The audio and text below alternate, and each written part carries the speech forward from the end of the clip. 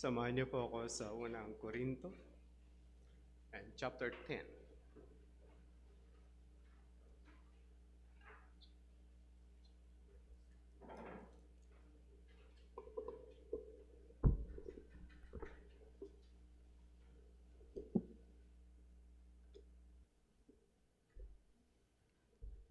First Corinthians chapter 10.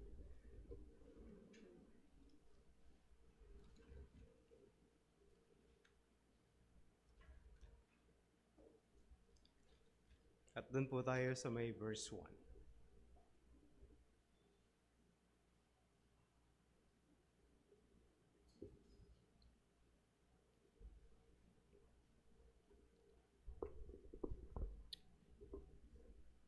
Verse 1. For I do not want you to be unaware, brothers, that our fathers were all under the cloud, and all passed through the sea, and all were baptized into Moses in the cloud and in the sea, and all ate the same spiritual food, and all drank the same spiritual drink. For they drank from a spiritual rock that followed them, and the rock was Christ. Nevertheless, with most of them, God was not pleased, for they were overthrown in the wilderness. Manalangin po tayo. Ama, kami po ay humihingi ng tulong at patnubay sa inyo para sa aming pong pag-aaral ng inyong mga salita. Hiling namin ng karunungan, hiling namin ng kaalaman na sa bawat tutunghayan po namin ng mga salita po ninyo, kami inyong kausapin. Buksan ang aming isip, ganun din ang aming mga puso. Sa pangalan po ng aming Panginoong Kristo, ito pong lahat ang aming dalangin. Amen.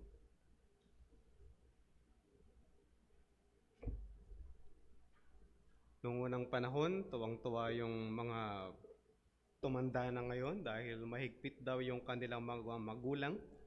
And dahil dun sa kanilang kahigpitan, naging mas resilient yung mga bata. Ngayon, they were pampered. Ayon sa iba, kung bakit konting problema, depression na kagad ang definition ng mga tao. Pero noon, kinamumuhian ng mga bata yung magulang. Matutulog ka ng 2 o'clock, pag hindi ka natulog, di ka lalaki. Pag lumabas ka sa bahay, asahan mo na yung hanger, hahampas sa puwet. Pero naging maingat tayo, naging aware na ganitong nangyayari at naging resilient yung iba. Sa pag-aaral naman, pagkatapos ng quiz o isang pagsusulit, gusto natin tingnan ulit kung ano yung mali natin. At least po sa amin, sa engineering. Kapag hindi mo nakuha yung sagot, tatanong mo bakit di mo nakuha, and then try to answer again. Kung makukuha mo siya at hindi, alam mo kung bakit ka mali. We want to correct our mistakes. Ayaw natin na mauulit po yung bagay na yon. Ganon din po sa buhay pananampalataya. Ang Old Testament, sabi ng iba, hindi na pinag-aaralan. And they call it the shadow of things to come without really realizing and understanding the book of Hebrews. Kaya maraming hindi na nag-aaral ng Old Testament. Sa bagay, kahit po sa mga ngaral, mas madaling mag-preach ng New Testament, lalo na sa mga letters, because of its practical reasons, na kung saan magbibigay siya ng prinsipyo, and then application, o magbibigay siya ng application, then magbibigay siya ng principles. Ganun po yung mga letters na ginawa. At dahil dito, may tendency na sabihin natin, mas madali siya kesa hahanapin mo pa sa Old Testament and how it goes. Pero mga kapatid, there's real difficulty in the New Testament. Mas mahirap talaga ang New Testament kesa sa pagkukuha ng ideya ng Old Testament, because the basic of it, o yung pundasyon po ng lahat ng New Testament, ay nanggagaling sa Old Testament. Patuloy natin pag-usapan, mga kapatid, ang patungkol sa idolatry. Warning against idolatry. Yan po yung nasa chapter 10. Kung tatanong niyo, Pastor, kinopya mo ba yung title ng English Standard Version? Yes. Okay, diyan ko na kinuha. Hindi ko na po pagagwapuhin ang aking sarili. Ayan ko po siya kinuha. Sabi niya, warning against idolatry. Pero meron akong 3 punto, siya 2 lang. Kaya hindi po kami parehas. Ang verse 1 to 10, an illustration in the past. Okay? From 1 to 13, 1 to 13, an illustration in the past. Ang verse 14 to verse 22, a mandate to obey. Ang verse 23 to 31, a purpose to accomplish.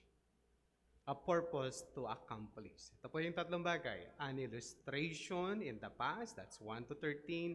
And then a mandate to obey, that is a 14 to 22. And then yung natitira is a purpose to accomplish. At hindi ko po yan matatapos lahat. At hindi ko rin matatapos yung point 1. Okay? Pag-usapan po natin ano yung nakalagay. Pag tinanong niyo ako hanggang saan ang target mo mga talata, hanggang verse 5. Okay? No, alam niyo na po, pag umabot na ako ng verse 5, patapos na po yung usapan. Bakit hanggang doon lang? Dapat to hanggang 13. Ano po? Yung challenge kasi niya ay nandun sa 13. Or nandun sa verse 6 to 13. May challenge na po siya doon. Kaya lang, gusto ko pong pag-usapan yung kwento niya sa nakalipas. Kaya gusto ko pong magkaroon ng time para po doon. And then yung second part po ng point 1 will be on next Sunday. Okay lang ba yun? Magtatagal ng konti ang 1 Corinthians 10. Baka abot po ito ng May, and then sa June baka mag-aabot na tayo ng chapter 11. Ano ba nangyayari at ano yung kinukwento ni Apostol Pablo? Ito po yung maganda rito, no? Ang sinusulatan at recipient ng 1 Corinthians ay karamihan Gentile, and there is a mix of Jew. But karamihan po sa kanila ay Gentile at mga taga-Korinto. At dahil sila ay Gentile, yung approach ni Apostle Paul ay kakaiba, wherein yung Gentile believers na sinusulatan niya, obviously it's for them, at yung mga history ng Jew ay ikinu-connect itong mga Gentile believers in the Old Testament. Kaya yung sinasabi na ang history natin, parang ganito, ang history natin is not simply about Corinthians, it's not simply about Europe, but our history, ang kasaysayan natin ay nanggagaling pa sa Old Testament na ginagamit ng mga Hudyo. Ayun po yung pagpasok ng 1 Corinthians chapter 10. Tingnan po natin ang kanyang kwento. But I do not want you to be unaware, brothers. Obviously, usapan, mga mananampalataya. Balikan po natin ulit ang istorya. Ang mga Korinto ay, kung meron kayong pag-uusapang pangit na simbahan, Corinthian Church po yon. But this is better than Galatian Church. Okay? Kung simbahan po yung pinag-uusapan, halimbawa ako tatanungin niyo, Pastor, mamimili ka ng church. Ano yung gusto mo? Corinthians o mga simbahan ng Corinto o simbahan ng Galacia? Kung pagandahan po ng church, Corinthian Church po yon. Batayan mo yung Galatian. Yung Galatian tumalikod sa gospel. Ang Corinthians, mayabang lang. Mas madaling i-correct yung mayabang, tsaka yung tumalikod sa faith. Intindihan niyo yung diferensya po, no? Kaya si Paul, pag pinag-uusapan po natin yung Galatians, galit na galit. Sabi niya noon, gusto niyo pang i-donate yung mata niyo sa akin para umayos yung aking paningin. Gusto niyo pang, kung sa usapan ng science natin ngayon, kung Noong unang panahon, gusto niyo pang i-donate yung cornea niyo sa akin para maayos yung aking mata. Pero ngayon, bakit yung bilis niyo tumalikod sa pananampalataya? At ngayon, kalaban niyo pa ako. Can you imagine that? Ang Corinthians, hindi siya ganon. Ang Corinthians is, ako ay kay Pedro, ako ay kay Apollos, ako ay kay Pablo. O, ganun, mas madaling i-correct. Bati-bati lang. Magpakumbaba lang tayo, bati-bati. Yung galit siya tumalikod sa faith. Halika yung galit niya doon, wagas. Pero ito mga kapatid, kung ganun na nga yung mga taga-Korinto, payabangan sila at mayayabang, talo dito po yung mga lolo ng mga lolo doon sa Bulagaan. Ito, matindi talaga, matinding bigat ng mga to. Kaya kung ako si Paul, magandang church. Ephesians na lang. May problema yung Ephesian church. They left their first love. Kung gusto niyo pong magandang church, Smyrna. Kaya lang, pag pumunta ka doon, papangit na siya. Huwag kang pupunta. Kasi maayos na siya eh. Pag pumasok yung dispalinghado, magkakaproblema po yun. Ano nang nangyayari dito? Tulad nga sinabi ko in the past, ang 8, 9, 10 chapters ng Korinto magkakadugtong. It's all about idolatry. Sa gitna niya, ipinasok ni Apostol Pablo yung kanyang halimbawa. Kung bakit? Dahil doon, maintindihan na natin yung 11 verse 1. Ano po? Di ko alam kung nai-apply niyo na sa sarili ninyo yung 11 verse 1. Sabi na, be imitators of me as I am of Christ. Saan siya konektado, Pastor? Konektado ba yan sa growth in the faith and progress in the faith? That's connected in chapter 9.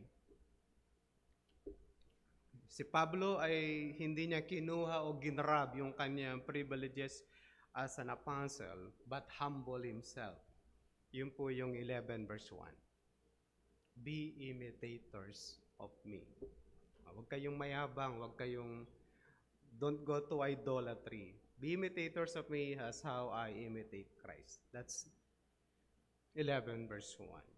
Kaya ano na meron dito? Sabi na in verse 1 ng chapter 10, for I do not want you to be unaware, brothers, that our fathers were all under the cloud and all passed through the sea. Ito yung sinasabi ko mga kapatid, how we connect yung Corinthian believers do sa Exodus at ang tawag niya sa mga mamamayan ng Israel in the time of Exodus ay fathers.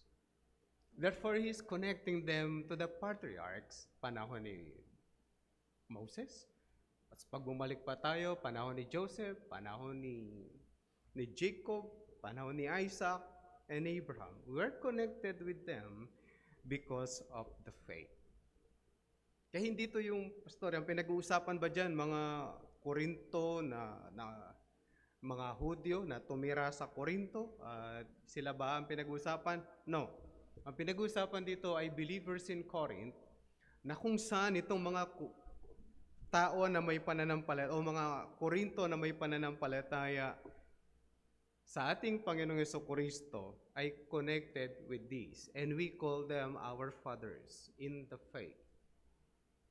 Kung patungkol ito sa Korinto, then in some extent, ganun din sa mga mananampalataya sa panahon po natin. We're connected in the past by faith. Hindi po dahil sa ating history na tayo ay galing sa Malay na merong halong Chinese, merong halong Aita. Di na natin alam kung saan tayo history galing. Alam niyo pa ba? Ang hirap pong i-trace ng Pilipino kung saan po siya galing. Galing ba siya sa Aita o galing siya sa Malay? Galing sa Chinese? Pag tumingin po kayo sa lamin, saan ako galing? Kami tinatanong kung saan po kami galing. Kung galing kami ng Pakistan o kung galing kami ng Indonesia o galing kami ng Bombay. Sabi namin galing kami ng Mexico. Kasi yung roots po namin ay galing Mexico, Pampanga. Kaya Mexican kami. Mexico, sabi po ng Kapampangan. Pag tinanong niyo yung Kapampangan, Saan ka sa Pampanga? Mexico. Ayan, Mexico, Pampanga po yun. Marami po kaming kamag-anak doon. Kaya kung tinatanong Spanish kami, hindi namin alam. Pero galing kaming Mexico. Pero yung Pilipinas, ang hirap niya pong hanapin. Ano, where could we find it? At walang specific na lahi tayong pinanggalingan. Kahit basahin niyo po yung inyong araling panlipunan, malay lang ibibigay sa inyo. But we cannot go beyond that. Mix-mix tayo karaniwan. Kaya mga kapatid, pag pinag-uusapan yung pananampalataya, we go back to that. Ngayon maintindihan po natin, pag natapos po ito, maintindihan natin, why should I read the Old Testament? Bakit ko babasahin ang lumang tipan? Bakit hindi lang ako nagbabasa sa New Testament? Bakit hindi lang ako magbabasa at hinihintay ko yung mga nag-aaral ng Sunday? Why should I? Because of this, sabi na ayoko kayong maging hindi aware sa mga bagay na nangyari sa mga tatay natin sa nakalipas. Bakit? Sabi niya, sila ay under sa clouds. And all passed through the sea. Ang ideya, mga kapatid, is the passing of the Red Sea at gayon din yung pagbabantay ng ulap sa kanila in the Old Testament. And basically, mahahanap po natin yan sa aklat po ng Exodo. Before we move on, nais ko pong balikan natin yung mga bagay at kwento rin sa Old Testament. Ano ba yung mga nangyayari at ano yung istorya behind everything on this? Dahil pinag-uusapan po yung clouds o yung ulap at anong meron doon sa Old Testament? Una, basahin muna po natin ang Exodus chapter 12, verse 37. Sige po, ilipat niyo yung Bible niyo and go through Exodus.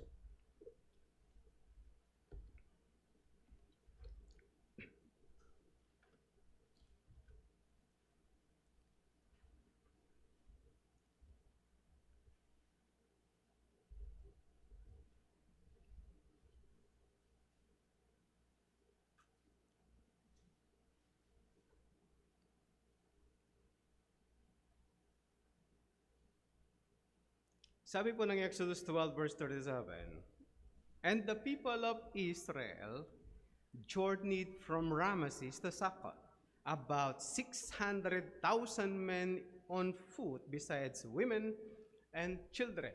Ito po yung galing sa Exodus. Okay? Galing sila ng Egypt, lumabas sila ng Egypt, kaya Exodus yun is exit. Lumabas sila ng Egypt, and then pupunta sila sa promised land. Bilangin niyo po yung number. About 600,000 men on foot. Ibig sabihin, ang binilang po dito ay kalalakihan. Tandaan niyo po, yung number na nilagay is about, dahil pag may nabasa kayo ibang mga linya ng Old Testament, parang magka-contrast po yan. Kaya tingnan niyo po yung numbers. Habakan niyo, lipat kayo sandali sa Numbers and let's see. Numbers chapter 1, nagkaroon sila ng survey at gaano karami yung mga Israelita na lumabas. Numbers chapter 1 verse 46.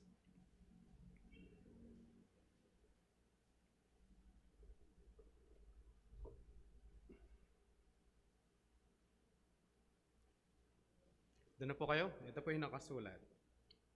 Simulan ko po doon sa 44 para may context lang po yung verse 46. "These are those who were listed, whom Moses and Aaron listed with the help of the chiefs of Israel, 12 men, each representing his father's house." So all those listed of the people of Israel by their father's houses from 20 years old and upward. Pag sinabi nating men, yan po yung edad. 20 years old and upward. Every man able to go to war in Israel. Kaya yung lalaki, wag kayong magtaka kapag tinawag nila yung dibo ng lalaki na 21. Because of these things. Verse 46. All those listed were 603,550. Kapag tiningnan inaalala natin yung nakalagay doon sa Exodus 12 verse 37, about 600,000 men. Contrast ba sila? No. Ang numbers ay specific sa kanyang number. Ang Exodus 12, ang ginamit niya is about. Kapag sinabi niyong about, we are not sure with the number. Tama ba? Malinaw ano? Pag sinabi natin about, we're not sure with the exact number. Pero pag sinabi natin yung number, kamukha po nito, eksakto to. Hindi niya sinabing, all those listed were about. Hindi niya sinabi yung about. Were. Specific na po yung kanyang number. Kaya contrast po sila, hindi po sila contrast. Ginamit kasi is about doon sa Exodus. Dito naman, specific na po yung kanilang counting. Mga kapatid, 600,000 is not few people. Nung bago ako sa mga tarem, ang botante dito is only 44,000. Ngayon, mas marami na. Nung bago po ako dito, the last kung nakita po yung statistics sa mga tarem is 83,000. Botante po yon. Hindi ko na po alam ngayon. Hindi ko na alam. Hindi na ako nakakasilip doon sa ng munisipyo. Wala akong invitation makisilip doon. Kaya mga kapatid, anong point? Sa tinatanong, gusto kong ipakita sa inyo, papatayin ng Diyos lahat yan. Pinatay actually. But before we move on, ayon po sa mga nag-aaral ng bagay na to, yung mga lumabas daw sa Egypt, do sa Exodus, ayon sa kanila, kung kasama daw yung babae, tsaka yung mga bata na lalaki, mga lahat-lahat sila, more or less, ano daw ito? 2 to 3 million na katao. No wonder, pag sinabi nila na kapag naglakad yung Israelita na by 5, by 5, tapos isang hakbang ang pagitan or 1 meter yung hakbang, ang distansya, hindi pala parehas yun. Yung isang hakbang natin na malaki is only 80 centimeter. Yung distance po ay 1 meter, hindi po yung hakbang. Baka ma-technical nyo ako. Okay, pag tumakbo kayo, baka abot ng 1 meter po yung isang hakbang. But 1 meter apart with 5, 1, 2, 3, 4, 5, 1 meter sa harap. Bago daw makalabas yung huling tao na Israelita mula sa Egypt, nakarating na sa promised land yung nauna. Okay, kung susundan yung route, yung daanan talaga, yung kapag sinabi mong nasa Egypt ka, pumunta ka ng Israel, kung dadaan ka sa totoong kalsada, hindi expressway, yung totoong dinadaanan nila, ganun po daw yun. Yung unang tao na naglakad, tsaka yung pinakahuling lalabas, 5 by 1 meter, nakarating na yung una, hindi pa nakakalabas yung huli. Ganun po sila kadami, ganun po karami to. Hindi tayo pinag-uusapan yung Israelita na konti, hindi natin pinag-uusapan yung mga Israelita na 5, 3. Doon sa 603,550, dalawa lang ang papasok sa promised land. Hindi ko sinasabing milyon, ang sinasabi ko po yun, 603,550 na lalaki, dalawa lang ang papasok sa kanila sa promised land. Ibig sabihin yung 603,548 ay mamamatay sa disyerto lahat. Hindi pala mamamatay, namatay sa disyerto lahat. Bangis ng Diyos, Isang tanong sa akin, Pastor, kasing bangis ba ng Diyos ang Diyos ng Old Testament at ang Diyos ng New Testament? Yes. It's no joke. Akala ko, Pastor, mabait yung Diyos sa New Testament. Mabait din yung nasa Old Testament kasi siya lang din yun. Hindi naman sila nagbago. Isa lang yung Diyos. Kaya pag pinag-usapan natin si Jesus Christ, is the same yesterday, today, and forever. Ganon din ng God the Father and the whole Trinity ay ganon din. Kaya lang pinapakita lang sa atin sa Old Testament how it works. How the covenant of the Lord ay mahalaga na makita natin there is accountability in everything. Balikan niyo po yung Exodus. Chapter 14. Oh, 13 muna po tayo. 13 verse 21. Then we'll go to chapter 14.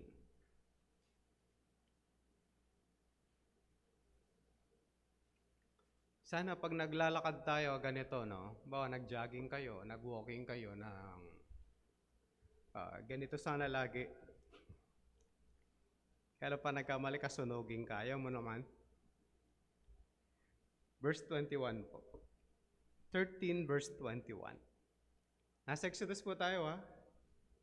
Pag naligaw po kayo, pare-pares tayo naliligaw. Exodus 13:21. And the Lord went before them by day in a pillar of cloud to lead them along the way, and by night in a pillar of fire to give them light, that they might travel by day and by night. Ito po yung sinasabi, no? May ulap sa taas. Tapos, sa araw po yun, para hindi sila mainitan, hindi sila masunburn. Tapos, sa gabi, pag nag-travel po sila, ganun din. Meron din silang liwanag sa kanilang paglalakbay. Can you imagine? Yung bagay na ganito. Chapter 24, Exodus 14, 24. Verse 24. Chapter 14, verse 24.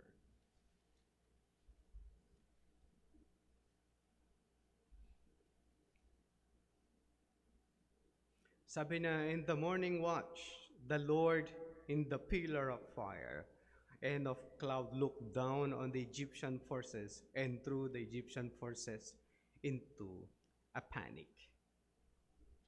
Okay, ito po yung galaw ng Diyos.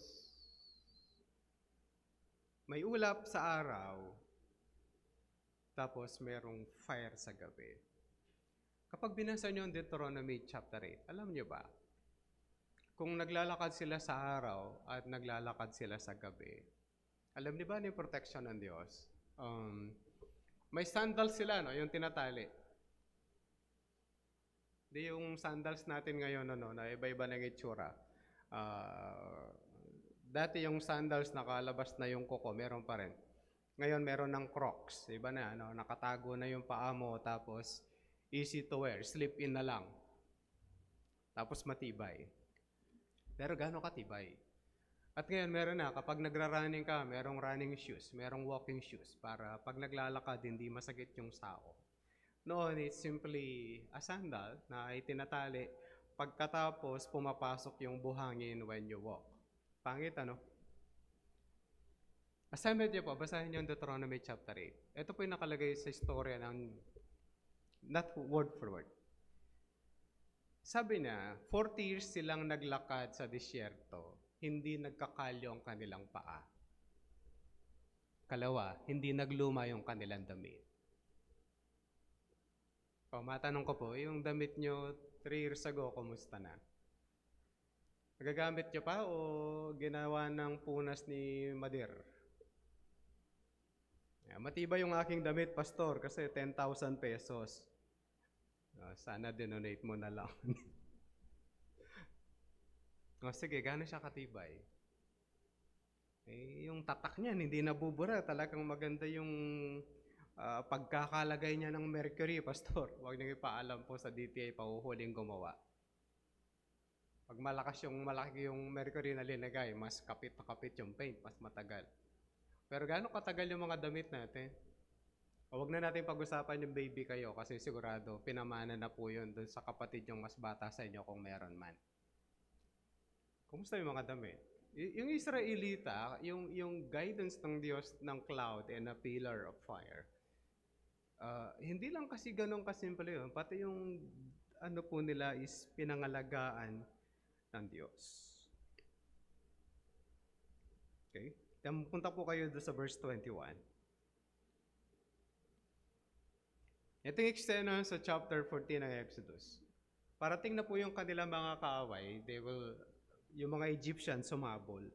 Sabi doon sa verse 21, Then Moses stretched out his hand over the sea, and the Lord drove the sea back by a strong east wind all night and made the sea dry land, and the waters were divided.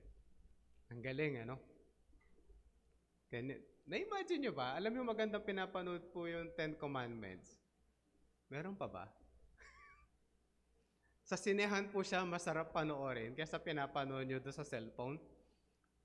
Pero kung malaki po yung TV po ninyo, kasing laki ng stage na to, maganda rin siyang panoorin. Nung bata kami, nung pinanood yung Ten Commandments na 6 na oras, at may baong kaming kaldero tsaka ulam, kailangan namin baunin sa sinehan. Ngayon bawal na, popcorn na lang ang pwede. Kasi yung palabas, ang oras kalahati na lang. Inintay mo yung palabas habang nagugutom ka, tapos nung mangyari yung paghati sa dagat, alam nyo, sigawan yung mga tao. Kasi, siyempre pag sine malaki, parang kasali ka doon sa doon sa doon sa paglakad. Ito po yung sinasabi ni Pablo, dumaan dito ang mga Israelita, naglakad sila sa tuyong dagat. Walang tubig.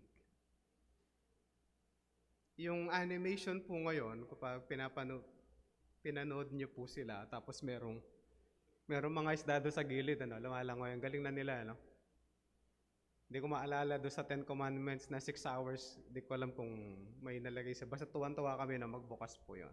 Can you imagine that? Naglalakad ka, tapos parang may dalawang aquarium doon sa magkabila.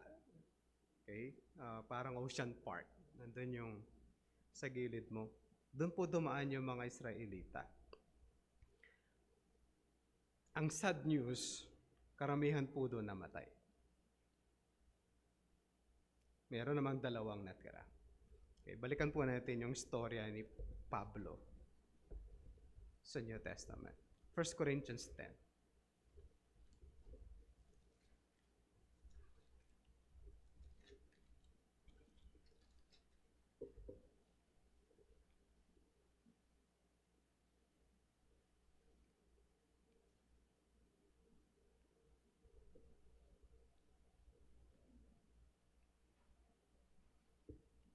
Basahin ko po ulit yung verse 1. For I do not want you to be unaware, brothers, that our fathers were all under the cloud and all passed through the sea. Mas higit tayong mapalad kaysa sa mga taga-Korinto. Hindi dahil mapayabangan po tayo sa Diyos. O hindi tayo nagpapayabangan sa church. Ang point nito, mga kapatid, nung sinasabi ni Pablo ang kwento, yung mga taga-Korinto, wala silang Old Testament na babasahin. Narinig lang po nila to sa kanila, sa kay Pablo. Siguro, nung nangaral po siya, sa lot of time na mangaral sa kanila sa isang eskwelahan nila. Imagine this. They have to trust the story kung anong kinakwento ni Apostol Pablo kasi wala silang basihan. Sa atin, we have the Old Testament. Ngayon kung magrereklamo tayo, pastor, yung sigurado pa tayo, yung Old Testament na yan ay kamukha din nung gamit ng mga Hudyo in our days. Sabi po ng Encyclopedia Britannica, yes. Kung ano ginagamit natin ng Christian churches na walang apokripa, yung Old Testament na ginagamit po nila is kaparehas ng ginagamit po natin na Old Testament. Okay, saan galing? Encyclopedia Britannica, siya po yung nagsabi. 22, sabi niya. Pastor, 39 sa atin. Pinagsama-sama po kasi nila. Ang 12 minor prophets, isang bilang po sa kanila yon. Kaya wag na po kayo magtaka, bakit? Tapos yung king say king, yung Samuel ay Samuel. Hindi ka mukha yung hagapit natin is first, second, kasi hinati po yung pagkakalagay. Kaya total, 22 sa kanila, 39. Pero pag binilang nyo lahat yung piraso na nakalagay sa kanila, ayon sa Encyclopedia Britannica, parehas sila na 39. Wala silang apokrypa. Di nila kailanman ginamit ang apokrypa bilang kwento ng Biblia. Pero sa kasaysayan, ginagamit po nila yung iba kamukha ng Maccabees. Okay? Ginagamit po yan sa kanilang kasaysayan. Pero pag pinag-uusapan po ang Israel at ang kanyang Diyos at ang kanyang salita, hindi po nila ginagamit. Tayo, we have our Old Testament. Di lang natin binabasa. Ay, hindi, binabasa nyo naman. Pero itutuloy nyo naman, di ba? No? Kasi ano na ngayon? May pagbabago na sa ating pagbabasa. More improved. Sabi na, dumaan sila sa dagat o sa karagatan. Tapos dudugtungan niya po sa verse 3. And all ate the same spiritual food. Agoy, yan ang problema natin. And all drank the same spiritual drink.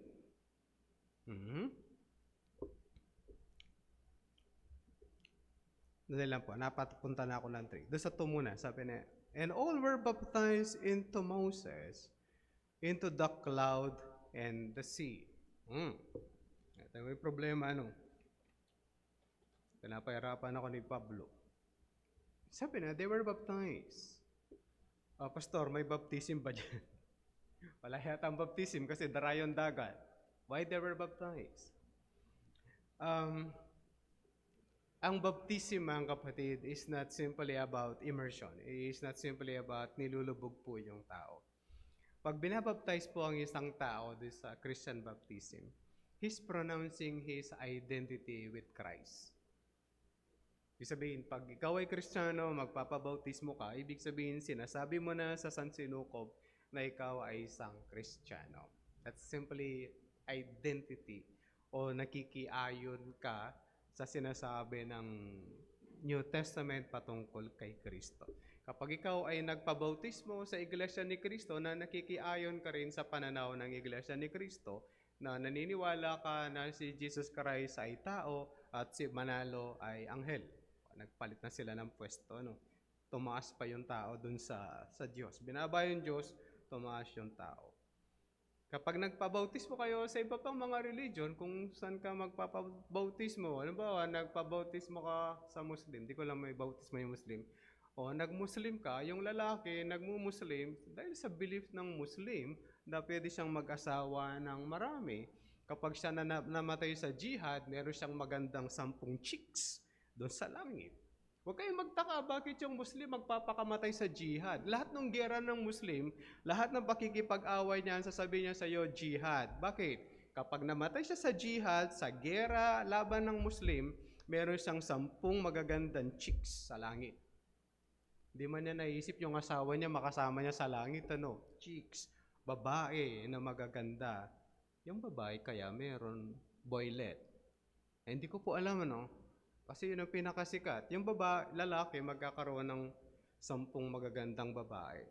I-research ko muna kung yung babae namatay sa gera, kung magkakaroon naman siya ng 10 gwapong lalaki. Anong muka?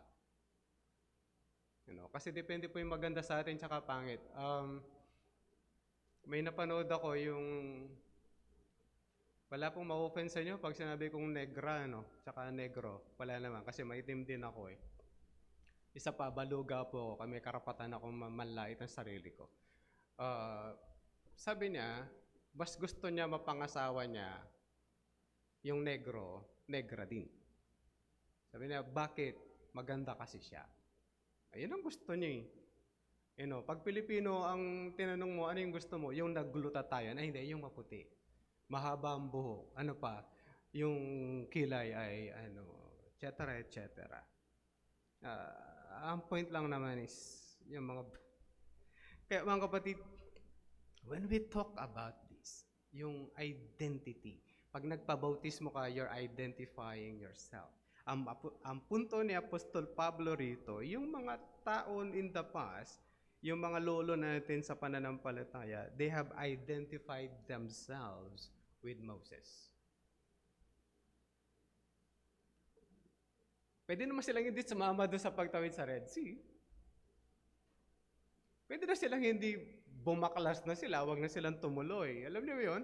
Bawa lalabas, mga kapatid, Exodus 14 pa, 16 pa lang yung pag-exit, ano. Tapos maglalagay pa ng law si Moses, tapos maglalakad pa sila, meron pang book of Leviticus, a lot of discussion and travel, tapos Numbers, a lot of counting and travel, and then Deuteronomy is the final, iuulitin lahat ng batas na sinabi ng Diyos kay Moses at i-remind sa Israel.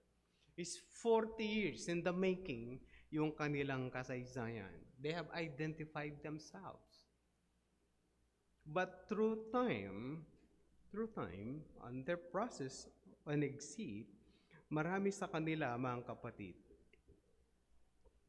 meron naman silang mga lumaban, kamukha ni Dathan, ni Korah. Lumaban sila kay Moses. Pwede na silang hindi makiayon kay Moses and go back. Alala ni Exodus 34, sa galit ni Moses, yung 2 tablets of 10 commandments, binagsak niya sa lupa sa sobrang galit niya. Kaya ulit, sabi ng Diyos, sinira mo yung ginawa kong 10 commandments. Kuha ka ulit ng bato, susulatin ko ulit. Kaya pag sinabi natin they were baptized, they have identified themselves with Moses sa mga bagay po na yon. And then in verse 7, and all ate the same spiritual food. Anong spiritual food? Maalala niyo yung mana? Kumain sila ng mana. Ang iba, tawag nila mana. It's a mana. Punta po tayo sa Exodus 16. Balik po tayo ulit sa Exodus.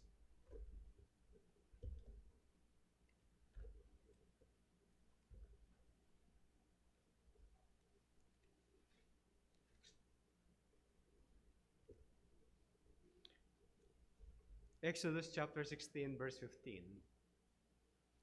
Ano yung nakalagay? Ganito po yung pagkakalagay na.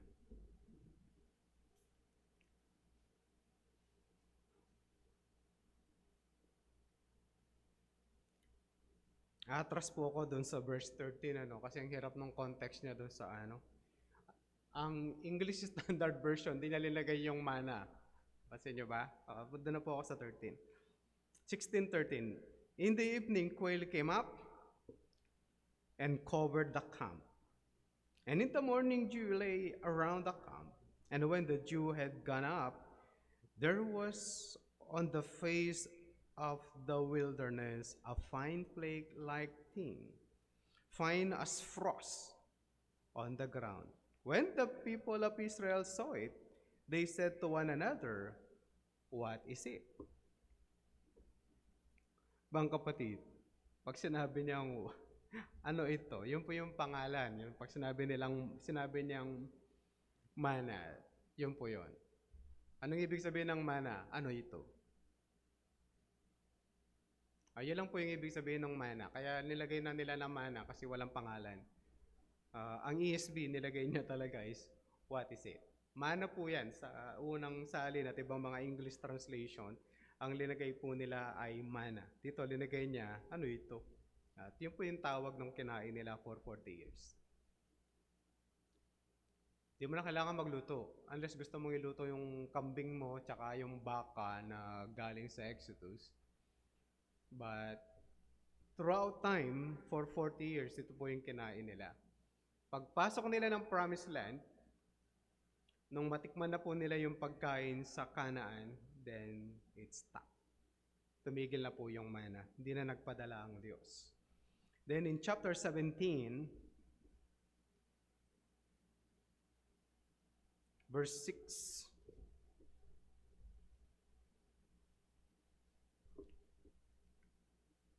alam niyo ba ano mahirap dito? Karamihan ng kwento na merong ang Israel, nagsawa na kami sa mana, nagpadala ang Diyos ng pugo. Sabi niya, bago niyo pa maubos yung pugo, may mamamatay na sa inyo. Alam niyo, they tend to complain. Parang tayo, we tend to complain sa maraming bagay. Verse 6 po yung babasahin ko sana, but we'll go back to verse 5. And the Lord said to Moses, pass on before the people, taking with you some of the elders of Israel, and take in your hand the staff with which you struck the Nile, and go. Verse 6, behold, I will stand before you there on the rock of Horeb, and you shall strike the rock, and water shall come out of it, and the people will drink. Sana all, ano? Pag pinalo mo yung bato, lalabas yung tubig. Kapag nanood po kayo ng mga wilderness film, yung God Must Be Crazy, napanood nyo ba? Sorry, ano?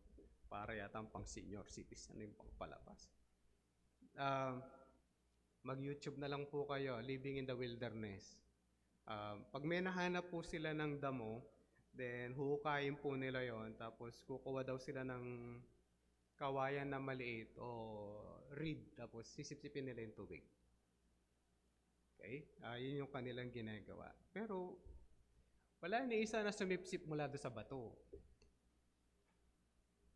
Sa Exodus, nung mag-complain ang mga tao ng tubig, inutusan si Moses, tumayo ka doon, then strike the rock. Nung susunod, magkakaproblema po yan. Bakit hindi makakapasok sa promised land si Moses? Sabi ng Diyos, kausapin mo yung bato, lalabas ang tubig. Sa galit ni Moses, pinalo yung bato. O sige, dalawa kayo magkapatid, di kayo makakapasok sa promised land. Imbes na 4 kayo, si Joshua at Caleb na lang. Dapat 4 eh, papasok kayo doon. Sinabi ko, kausapin nyo, pinukpok mo naman, saka pasok. Ang point nito, mga kapatid, is yung pagkain at yung inumin nila did not come from natural sources. Yung mana is galing sa langit. Yung tubig galing sa bato. Kung pag-uusapan po natin, kasi manood kayo ng wilderness film na imposible na mayroong titingin sa bato at may tubig yung bato. Hindi po yun ang hinahanap nila. Naghahanap sila ng damo na buhay, and then malamang-lamang sa ilalim nun may tubig. Yun po yung karaniwan po nilang ginagawa. O you follow the animals kung saan sila pupunta, malamang-lamang makakahanap po yun ng tubig. Pero sa kanila, habang nagta-travel po sila, lumabas po yung tubig mula sa bato. Yung flakes o yung mana galing sa langit. Balik po kayo sa 1 Corinthians.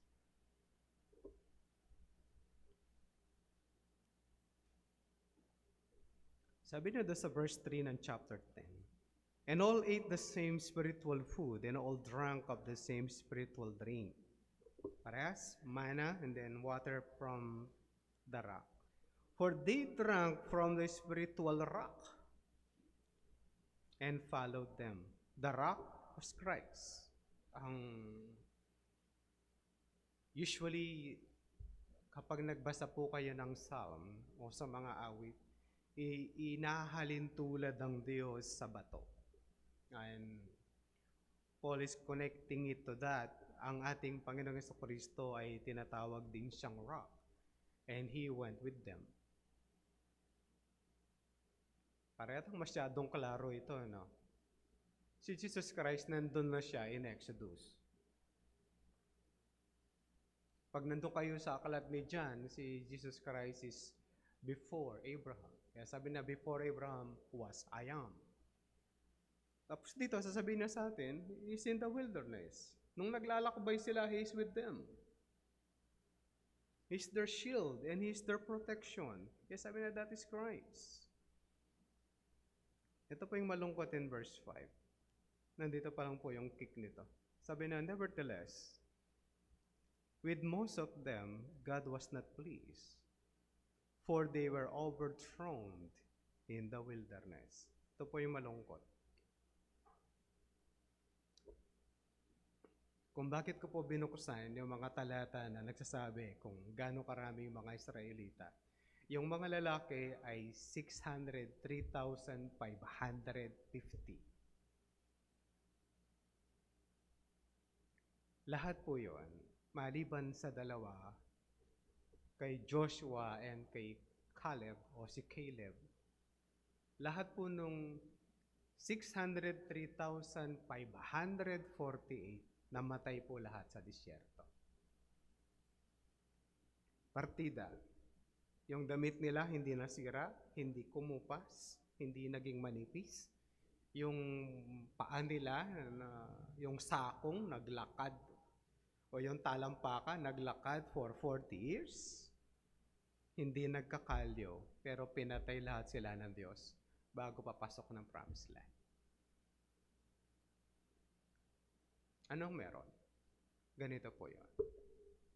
Yung pinag-uusapan po natin ng 603,550, lahat po ito plus women and children, that's 2 to 3 million, lahat po ito naranasan ang biyaya ng Diyos in the wilderness together with those who has faith.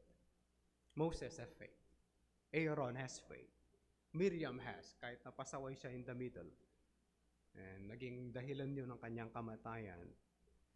Naranasan nila ang pagkain ng mana na pagkain mula sa Diyos, mula sa langit. Pinainom sila ng Diyos mula sa ilang at sa bato na walang tubig. And water came out. At hindi lang minsan nangyari yun. But still, they want to go back to Egypt and do not want to follow the Lord. Ang point niya, mga kapatid, Corinthians, mga kapatid, kung ito naranasan nilang biyaya ng Diyos and did not trust God and obey, ganun din sa time natin. If you go back to idolatry, hindi ka masasali sa pamilya ng Diyos. May liberty po tayo to do things. May liberty tayo. Nung bata ako, sa pananampalataya, masyado akong critical. Pag nanood kang sine, ang tawag ko sa iyo, wicked. Dahil di kami nanonood sine, dapat di ka nanonood ng sine. Pero nanonood kami ng palabas sa TV na black and white, tapos may gumuguhit na gano'n. Di ko alam kung meron po nakapanood sa inyo sa black and white na TV, tapos yung gumuguhit na gano'n. Tapos nagpautang nangutang si Dolphy, kulang yung pinapautang. Yung black and white pa po yung pa-TV noon. Kung napanood nyo sa time ninyo na merong nangutang, kulang yung pinautang, tapos nagbalikan, bandang huli may utang pa yung nagpapautang. Si Dolphy pa lang po yun. Nakakorsisilyo pa siya. Kaya akala niyo bagong joke. Pati yung saan ka galing, sinong hinahanap. Panahon pa po nakalipas po yun. Yung TV nyo black and white pa lang, tapos may gumuguhit pa minsan-minsan. Dahil nagasgas na po yung film. But anyway, mga kapatid, we have a lot of things in our life. Sa mga marami nating ginagawa sa buhay, ito po yung babala sa atin. Kahit nararanasan mo ang biyaya ng Diyos, but when you go to idolatry, that is sin. Diba? Pastor, masama maglaro ng ML. Hindi po.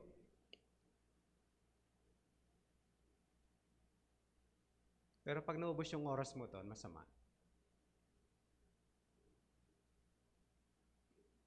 Magiging masamang laro na siya, di na Mobile Legend. Yung pinapanood po ninyo na tinitingnan mo yung mukha, tinitingnan mo yung labi, binabasa mo yung sa ilalim. Wow. Nanonood kayong ganon? Yung tinitingnan mo yung mukha, tinitingnan mo yung expression, iba yung sound, tapos iba yung nakasulat doon sa baba. Iba yung nasa sa baba. Masama bang manood nun? Hindi naman po. Gaano karaming oras naman? O baka hindi ka na makasimba sa kakapanood mo ng ganun. Idolatry na po yun. O babantayan lang po natin. Hindi ko naman basta masamang manood ng concert, din naman Francis, maggalaw na kami. patay na. O, siyempre, patay na yung sa amin.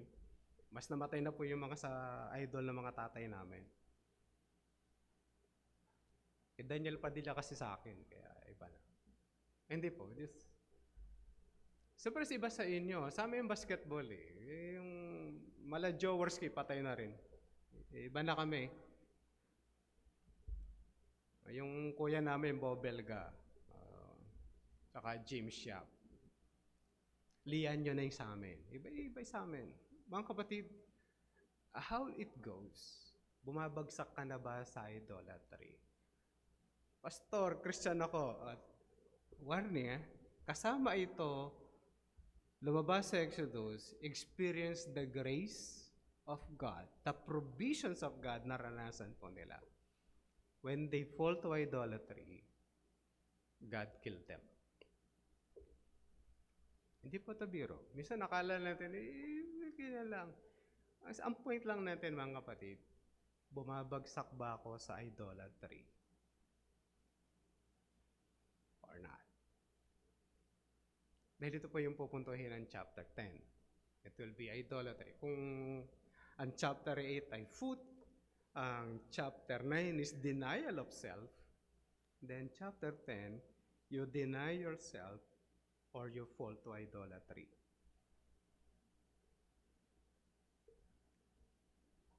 Noon merong issue sa mga pastor. Dapat daw yung pastor hindi mataba. Alam niyo bakit? We're falling to undisciplined life. Tapos sasabihin mo mag-discipline yung mga tao sa buhay. Hirap naman no? May dahilan naman kami kasi basa kami ng basa kaya lagi kami nakaupo. Kaya makinchan namin. Kaya mga kapatid, let's check ourselves. Do we follow the Lord and obey His principles? Or we're falling on idolatry? Tingnan niyo po ito, no? Yung lumabas sa Exodus, sa Egypt, they're following Moses, but their hearts ay nakatuon dun sa Diyos-Diyosan at kayamanan ng Egypt. Kaya hindi sila naglulong to the promised land. Mas mahal nila yung mundo ng Egypt kaysa sa mundo na ibibigay ng Diyos sa kanila in the promised land. At dalawa lang ang nagmahal doon, si Joshua and Caleb. Ilan ang katapat? 603,548 verses 2. Of course, Pastor, meron bang namatay na may pananampalataya before that? Yes. Of course, Moses has faith. Aaron, Miriam, at yung iba pang mga Levita na nanindigan sa pananampalataya, but di natin alam kung anong dahilan. But most of them, hindi pinapasok ng Diyos sa promised land because of idolatry. They did not trust God and did not fully obey the Lord. Nawa tayo mga kapatid. We'll trust and obey. Manalangin po tayo. Aming Diyos, salamat po sa inyong mga salita. Nawa maging mapagbantay po kami sa aming kalayaan sa buhay na to. Maging yung kalayaan namin ay hindi namin magamit para mapagbigyan ang idolatry o yung pagsamba sa mga Diyos-Diyos. Ano mga bagay dito sa mundo that pull us back or pull us away from you. Tulungan po kami that we would live according to your scripture, mamuhay kami ng may kabanalan at may tunay na pagsunod sa inyo na nagmumula sa aming mga puso. Sa pangalan po ng aming Panginoong Kristo at pong lahat ng aming dalangin.